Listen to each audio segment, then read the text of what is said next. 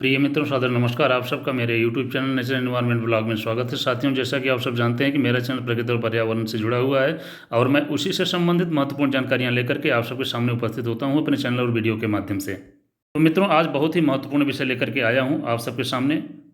तो कृपया आप सब वीडियो को पूरा देखें, अन्यथा आपसे महत्वपूर्ण जानकारियां छूट जाएंगी। तो मित्रों, देर न करते हुए हम वीडियो की तरफ बढ़ते हैं, लेकिन उससे पहले मैं आप सबसे एक विनम्र निवेदन करना चाहूँगा। कृपया आप सब चैनल को सब्सक्राइब करें, वीडियो को लाइक करें, कमेंट करें, शेयर करें, जिससे कि इस महत्वपूर्ण जानकारियों को ज़्यादा से ज़्यादा लोगों तक पहुंच सके, ज़्यादा से ज़्यादा लोग लाभान्वित हो सकें। तो मित्रों, देर न करते हुए हम वीडियो की तरफ आगे बढ़ते हैं। तो मित्रों, आज का जो मेरा विषय है, महत्वपूर्ण विषय है, वह है ई वेस्ट मैनेजमेंट रूल 2016, ई कचरा प्रबंधन नियम 2016। आज हम इसके बारे में बात करेंगे, चर्चा करेंगे। तो साथियों, जैसा कि आप सब जानते हैं कि भारत सरकार द्वारा ई कचरे के वैज्ञानिक और जिम्मेदार प्रबंधन के लिए बनाए गए नियम हैं।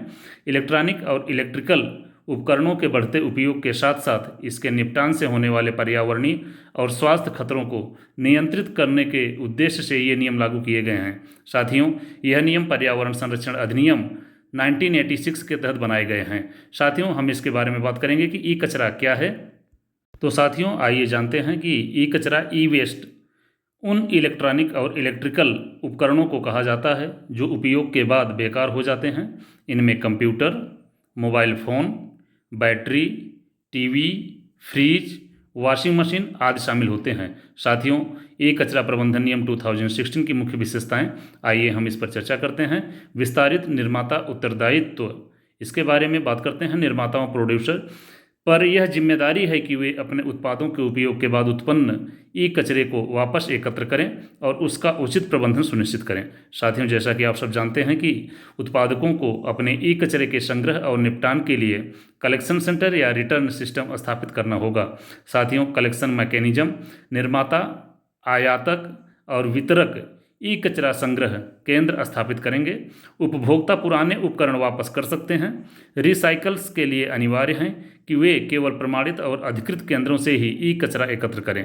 साथियों, लक्षित मात्रा, उत्पादों को अपने ई कचरे का एक निश्चित प्रतिशत पहले वर्ष में 30%, अगले 2 वर्ष में 40% और धीरे धीरे बढ़कर 70% संग्रहित करने और पुनर्नवीनीकरण करने का लक्ष्य दिया गया है। मित्रों, आइए जानते हैं कि संग्रह और भंडारण का प्रावधान क्या है। संग्रहित ई कचरे को पर्यावरण के अनुकूल तरीके से प्रोसेस किया जाएगा। किसी भी असुरक्षित तरीके से इसे संग्रहित या नष्ट नहीं किया जा सकता। मित्रों, आगे हम जानेंगे रिसाइकलिंग और डिसमेंटलिंग।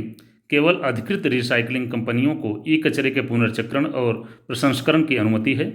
अनाधिकृत कबाड़ कारोबार को रोकने के लिए कड़े नियम बनाए गए हैं। साथियों, घरेलू उपभोक्ताओं और थोक उपभोक्ताओं की जिम्मेदारी। घरेलू उपभोक्ताओं ई कचरे को अधिकृत संग्रह केंद्रों को सौंपेंगे। थोक उपभोक्ताओं जैसे कंपनियां और संस्थान को ई कचरे का रिकॉर्ड रखना होगा और उसे सही ढंग से निपटाना होगा। पार्टनरशिप, उत्पादकों को स्थानीय सरकारों, नगर पालिकाओं और अन्य एजेंसियों के साथ मिलकर काम करना होगा। साथियों, बायोमेडिकल और खतरनाक सामग्री, आइए इस पर चर्चा करते हैं। ई कचरे में उपस्थित पारा, सीसा, कैडमियम और पीवीसी जैसे खतरनाक पदार्थों के सुरक्षित निपटान के लिए विशेष प्रावधान हैं। मित्रों, उत्पादकों के लिए ईपीआर सर्टिफिकेट, उत्पादकों को ईपीआर प्रमाण पत्र लेना अनिवार्य होगा। कंप्लायंस समय सीमा, उत्पादकों को ई कचरा प्रबंधन में सुधार के लिए निश्चित समय सीमा दी गई है। साथियों, पुनर्नवीनीकरण लक्ष्यों का विस्तार, रिसाइकलिंग का दायरा बढ़ाकर छोटे और मध्यम स्तर के उत्पादकों को भी शामिल किया गया है। साथियों, आइए जानते हैं ई कचरा प्रबंधन का महत्व, पर्यावरण संरक्षण पर क्या इसका प्रभाव पड़ता है। तो ई कचरे में मौजूद खतरनाक रसायन मिट्टी और जल को प्रदूषित करते हैं। इनका वैज्ञानिक प्रबंधन पर्यावरण की रक्षा करता है।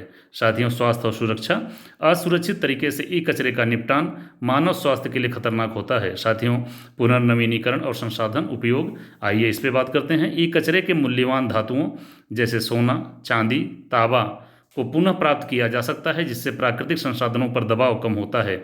मित्रों, नौकरी का सृजन होता है। रिसाइकलिंग और कलेक्शन इंडस्ट्रीज में रोजगार के नए अवसर उत्पन्न होते हैं। मित्रों, चुनौतियां क्या हैं, आइए इस पर चर्चा करते हैं। अवैध कबाड़ बाजार, बड़ी मात्रा में ई कचरा अनाधिकृत कबाड़ी या अनौपचारिक क्षेत्र में चला जाता है। जागरूकता की कमी, आम जनता और छोटे उत्पादकों में ई कचरा प्रबंधन को लेकर जागरूकता की कमी है। मित्रों, प्रौद्योगिकी और बुनियादी ढांचे की कमी, वैज्ञानिक पुनर्नवीनीकरण के लिए आवश्यक तकनीकी संसाधनों का अभाव है। अनुपालन की निगरानी, छोटे और मध्यम उत्पादकों के लिए ईपीआर अनुपालन की निगरानी कठिन है। तो साथियों, ई कचरा प्रबंधन नियम 2016 भारत में बढ़ते ई कचरा की समय सीमा को और समस्या को नियंत्रित करने की दिशा में एक महत्वपूर्ण कदम है। यह नियम पर्यावरणीय स्थिरता, संसाधन संरक्षण और सार्वजनिक स्वास्थ्य सुरक्षा को बढ़ावा देता है। साथियों, हालांकि इस दिशा में जागरूकता बढ़ाने, प्रौद्योगिकी में सुधार और सख्त अनुपालन सुनिश्चित करने की आवश्यकता है। साथियों, सही क्रियान्वयन से ही भारत में पर्यावरणीय संतुलन बनाए रखने में ई कचरे की जिम्मेदार प्रबंधन की दिशा में मील का पत्थर साबित होगा। तो मित्रों, मैं अपने इस वीडियो में और इस वीडियो के माध्यम से ई वेस्ट मैनेजमेंट रूल 2016 ई कचरा प्रबंधन नियम 2016 के बारे में बताया आप सबको। यदि आप सबको मेरा यह वीडियो अच्छा लगे तो कृपया चैनल को सब्सक्राइब करें, वीडियो को लाइक करें, कमेंट करें और ज़्यादा से ज़्यादा शेयर करें, जिससे कि ज़्यादा से ज़्यादा लोग लाभान्वित हो सकें, इस महत्वपूर्ण जानकारी को ज़्यादा से ज़्यादा लोग समझ सकें।